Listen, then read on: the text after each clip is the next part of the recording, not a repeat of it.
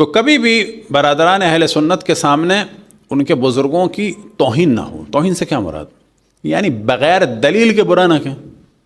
یعنی فقط آپ کہہ دیں فلانے پہ لعنت نہ، علمی طریقے سے اس کو بتائیں کہ ان لوگوں نے کیا ظلم کیا. اب ہمارے کی شدت چل رہی ہے، یا لعنت بھیجیں گے اور علمی بات نہیں کریں گے، وہ بھی بیکار ہے، یا اصلاً بات ہی نہیں کریں گے، وہ اس سے بڑا برا ظلم ہے.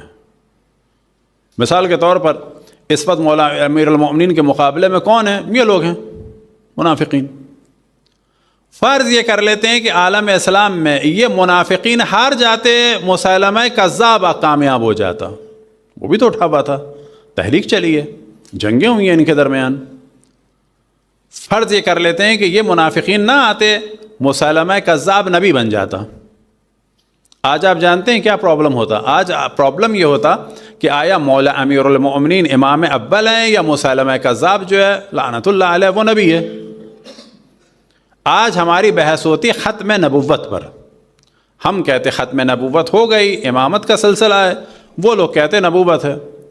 فرض کر لیتے ہیں کہ آج عالم اسلام میں 90% لوگ مسیلمہ کذاب لعنت اللہ علیہ کے ماننے والے ہوتے. آج بالکل سینیریو بدلا ہوا ہوتا. اس کے ساتھ لگانا پڑتا ہے احترام کے کلمات کو، ان کے ساتھ اتحاد کرنا پڑ جاتا، بالکل کرنا پڑتا. لیکن وہ جو 80% لوگ ہوتے بیچارے، ان میں سے ظاہر ہے کہ 70% بالکل معصوم ہوتے، تو کیا کرتے ہم لوگ؟ ہمارے بھی شاید بعض مولوی ملا یہی کرتے کہ نہیں کوئی بات نہیں ہے، یہ اختلافی باتیں ہیں، یہ جاہلوں کی باتیں ہیں، وہ نبی ہیں تو ہوا کریں، یہ علی امام ہیں تو ہوا کریں. نا بابا، ایسا نہیں چلتا. نبوت اور امامت کو واضح کلیئر کرنا چاہیے. امام اور خلیفہ برحق کو واضح کلیئر کرنا چاہیے، البتہ علمی طریقے سے. بالکل ہمیں حقائق بتانے چاہیے، اس کے اوپر رکنا نہیں چاہیے.